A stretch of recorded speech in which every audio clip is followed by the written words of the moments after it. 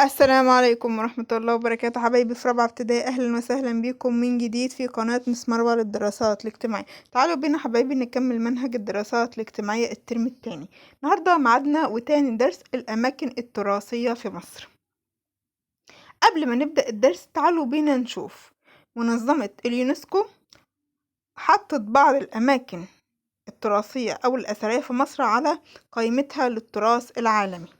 طيب ليه حطتها؟ ليه وضعت كذا مكان منهم؟ عشان الأماكن دي مهمة جدا. طيب ولما هي حطت الأماكن دي على قائمتها للتراث العالمي، إيه بقى الأهمية اللي هتعود أو هترجع على الأماكن دي؟ أول حاجة المواطنين هيعرفوا الأماكن دي، وكمان هيشعروا بالانتماء لبلدهم، إن هم فخورين إن الأماكن التراثية أو الأثرية دي موجودة في مصر. وقائمة التراث العالمي دي هتشجع الدولة إنها تعمل إجراءات عشان تحمي الأماكن التراثية وكمان تطورها وتحدثها، وبالتالي الناس تيجي من أنحاء العالم تزورها. تعالوا بينا ناخد بعض نماذج للأماكن التراثية اللي اليونسكو حطتها على قائمة التراث العالمي. أول حاجة معانا منطقة القاهرة التاريخية، وإيه كمان ودير سانت كاترين الموجود في سينا، ومنطقة الأهرامات اللي موجودة في الجيزة. طبعا في أماكن تانية دولية مثلا موجود في الصين بعض الأماكن، وكمان في الأرجنتين والبرازيل والمكسيك وكندا وإنجلترا وغيرها من دول العالم. اللجنة المصرية اللي موجودة في منظمة اليونسكو حطت المتحف المصري اللي موجود في القاهرة على القائمة المؤقتة، مؤقتا كده حطوه من ضمن مواقع التراث العالمي، عشان فيما بعد هيبدأوا يسجلوه فعليا على قائمة التراث العالمي. يبقى هم حطوا المتحف المصري بداية كده في القائمة مؤقتا لحد ما هيجي الوقت اللي هم هيسجلوه رسميا، وهيبقى هو فعلا من ضمن قائمة التراث العالمي المصرية اللي هي خاصة بالأماكن التراثية المصرية اللي موجودة على أرض مصر. الحقيقة إن على أرض مصر في كتير من الأماكن التراثية اللي اتسجلت على قائمة التراث العالمي لمنظمة اليونسكو. الأماكن دي زي ما قلنا منظمة اليونسكو حطتها ليه ضمن قائمة التراث العالمي؟ لأنها أماكن مهمة، بقت أماكن عالمية مهمة ليها قيمة كبيرة، يعني قيمتها عالية جدا. أول حاجة معانا آثار النوبة. النوبة دي منطقة في جنوب مصر، فيها النوبة؟ في عندي أماكن أثرية. تعالوا بينا نشوف إيه هي. من أول منطقة أبو سمبل لحد جزيرة فيلة، المنطقة دي كلها فيها كتير من الأماكن الأثرية اللي تركتها لنا الحضارة المصرية القديمة، زي معبدي أبو سمبل الكبير والصغير، ومعايا معبد إيزيس اللي موجود في جزيرة فيلة. طب لما أقولك إيه هي الأماكن الأثرية اللي موجودة في النوبة، هتقولي موجود عندي من أبو سمبل إلى فيلة كتير من المواقع دي أو الأماكن الأثرية، مثل معبدي أبو سمبل الكبير والصغير. عندي معبدين، معبد أبو سمبل الكبير وكمان معبد أبو سمبل الصغير. وعندي في جزيرة فيلة معبد إيزيس، ودي إحدى المعبودات أو الآلهة اللي كانت بتعبد في مصر القديمة. منظمة اليونسكو عملت دور مهم جدا عشان تنقذ معبد أبو سمبل الكبير ومعبد أبو سمبل الصغير ومعبد إيزيس اللي موجود في فيلة من الغرق. بعد ما عملوا السد العالي، المية منسوبها عالي لدرجة إن هي الأماكن دي كانت هتتعرض للغرق، هتغرق، المية هتغطيها خالص، وبالتالي هتتعرض للدمار والتدمير مع الوقت. فاليونسكو فكرت في فكرة وفعلا نفذتها، وهي إنها أنقذت معبدي أبو سمبل ومعبد إيزيس من الغرق. إزاي؟ بإن هي نقلتهم من مكانهم الأصلي بعد إنشاء السد العالي لموقعهم الحالي اللي موجودين فيه دلوقتي. لما أقولك ما دور منظمة اليونسكو في إنقاذ معبدي أبو سمبل ومعبد إيزيس، هتقولي ساهمت منظمة اليونسكو في إنقاذ معبدي أبو سمبل كمان ومعبد إيزيس من الغرق بعد بناء السد العالي، فتم نقلهم إلى موقعهم الحالي. يعني خدتهم ونقلتهم من مواقعهم القديمة بعد ما كانوا هيتعرضوا للغرق لحد موقعهم الحالي، وبقوا في أمان وموجودين لحد دلوقتي، والناس بتيجي سياح وزوار من أنحاء العالم عشان يسجلوا زيارة ويتفرجوا على معبدي أبو سمبل ومعبد إيزيس.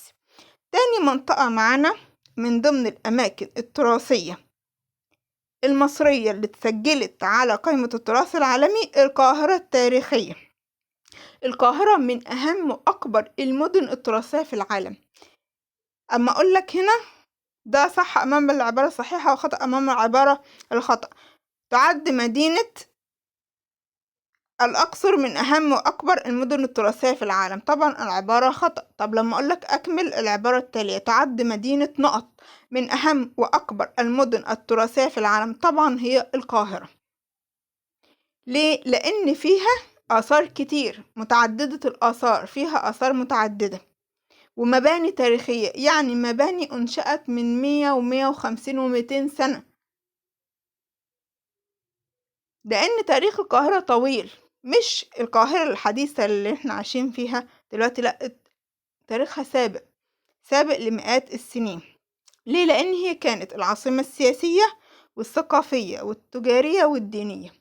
كانت هي عاصمة مصر السياسية. طيب وإيه كمان؟ والثقافية والتجارية والدينية. لما أقولك بما تفسر. تعد مدينة القاهرة من أهم وأكبر المدن التراثية في العالم. ليه؟ لأنها تتميز بتعدد الآثار، برافو، كمان والمباني التاريخية اللي بتعبر عن تاريخ القاهرة الطويل بصفتها عاصمة سياسية، كمان ثقافية وتجارية ودينية عريقة، يعني قديمة وفيها حضارة عريقة. معانا وادي الحيتان، دي موجودة في محافظة الفيوم.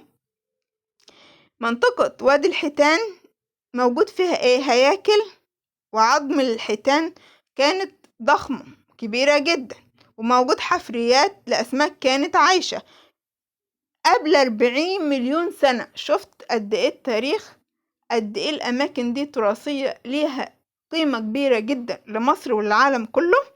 40 مليون سنة كان موجود في منطقة وادي الحيتان يا حبايبي الحلوين هياكل وعظام الحيتان ضخمة كبيرة جدا، وكمان حفريات لأسماك أخرى كانت بتعيش قبل كام 40 مليون سنة في نفس المنطقة دي اللي كان زمان بيغطيها بحر. كان زمان في المنطقة دي بحر، والبحر فضلت مية بتاعته تجف وتنشف لحد ما ما اختفت تماما، وظهر لنا بقى الهياكل العظمية دي، وظهر لنا حفريات الأسماك.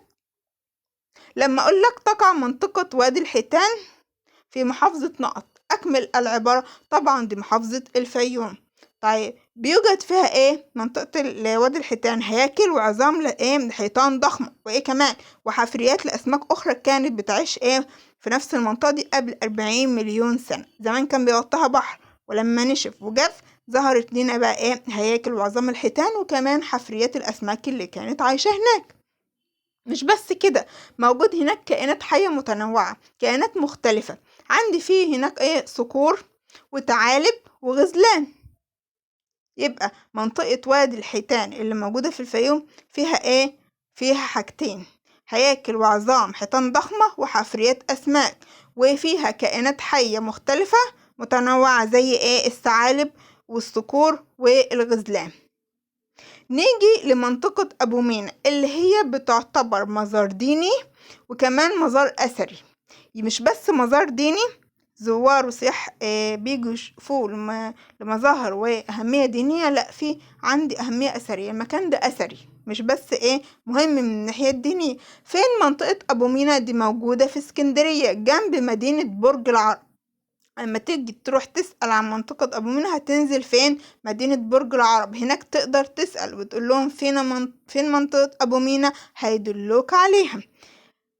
تاريخ المنطقة دي يرجع لعصور بعيدة، بالذات لفترة وجود الرومان في مصر. لما كان الرومان بيحكموا مصر، المنطقة دي معمولة من أيامها.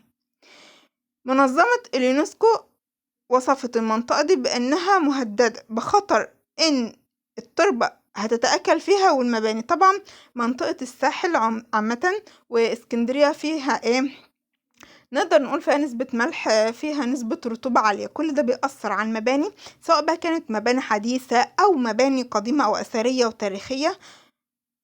فعشان كده منظمة اليونسكو بتقول خلي بالكم منطقة أبو مينا اللي موجودة في اسكندرية اللي هي بتعتبر مزار ديني وأثري له قيمة كبيرة، مهددة يا جماعة بخطر تآكل التربة والمباني. التربة بتاعتها بتتآكل مع الوقت نتيجة الظروف الجوية والرطوبة وعوامل الجو والبحر، وكمان المباني اللي موجودة فيها. معانا دير سانت كاترين والمنطقة اللي بتحيط بيه، دي من ضمن الأماكن التراثية المصرية. منطقة سانت كاترين نفسه هو من أقدم الأديرة اللي موجودة في مصر. لو رجعت كده تاريخيا وجبت الأديرة اللي موجودة في مصر هتلاقي من أقدمهم مين؟ دير سانت كاترين. موجود فين؟ في محافظة جنوب سيناء، عند سفح جبل سيناء.